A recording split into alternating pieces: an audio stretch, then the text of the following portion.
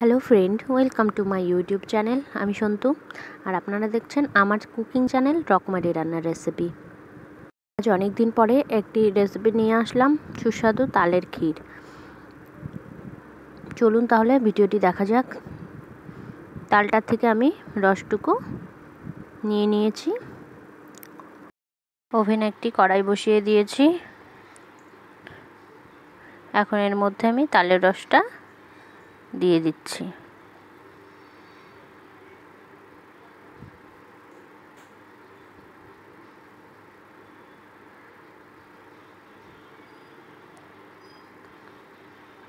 খুবই সহজ এই তাল ক্ষীর বানানো। আমি ভালো করে জাল করে নিচ্ছি।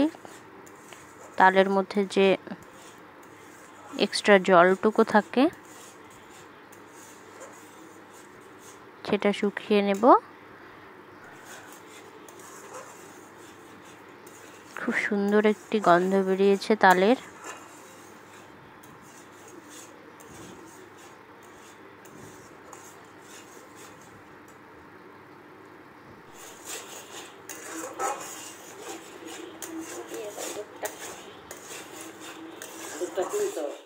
এখন আমি এর মধ্যে হাফ কাপ পরিমাণ কনডেন্স মিল্ক দিয়ে দিচ্ছি। আপনারা চাইলে গরুর দুধ কিংবা পাউডার দুধ ব্যবহার করতে পারেন। এটাকে এখন ভালো করে মিশিয়ে নেব।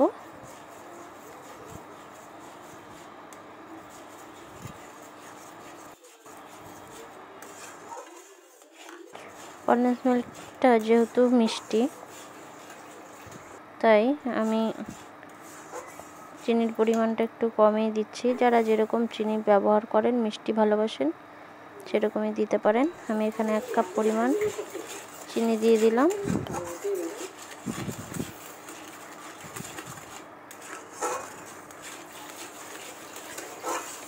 চিনি দেওয়াতে তালের পেস্টটা একদমই পাতলা হয়ে গেছে। আমি এখন ভালো করে আরও ফুটিয়ে নিয়ে এটাকে ঘন করে নেব এবং সম পরিমাণে নাড়তে থাকতে হবে, নয়তো নিচে লেগে যেতে পারে।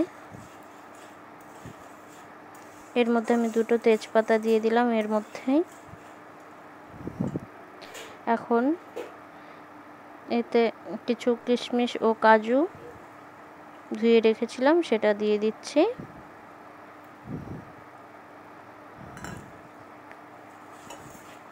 এভাবে তালের ক্ষীর বানালে খুবই স্বাদ হয়, টেস্টফুল হয়।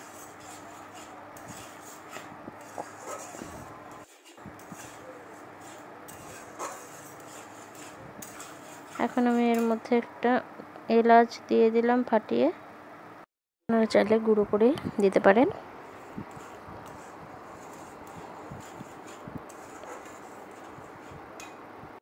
ওভেনের ফ্লেমটা আমি লো করে দিয়েছি। এখনো আরো একটু ঘন হবে। এখন এর মধ্যে আমি কয়েকটা কাজু গুঁড়ো করে নিয়েছি, সেটা দিয়ে দিলাম।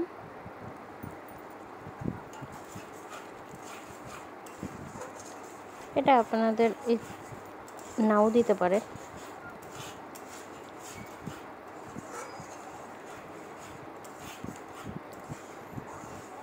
আমার তালের ক্ষীর একদম রেডি হয়ে গেছে।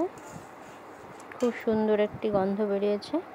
এখন আমি এটা পুরোটা একটি সার্ভিং বোলে নিয়ে নিচ্ছি পরিবেশন করার জন্য। এখন এর মধ্যে আমি কিছু গুঁড়ো কাজু ও গোটা কাজু দিয়ে সাজিয়ে নিয়েছি।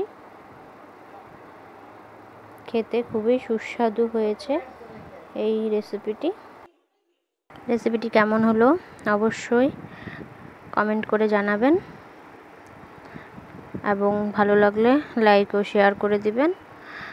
আর এখনও যারা আমার চ্যানেলটিকে সাবস্ক্রাইব করেননি তারা প্লিজ সাবস্ক্রাইব করুন এবং আরও নতুন নতুন রেসিপি দেখার জন্য আমার চ্যানেলটির পাশে থাকুন। আর যারা আমার চ্যানেলটির পাশে আছেন সাবস্ক্রাইব করে, তাদেরকে অসংখ্য ধন্যবাদ।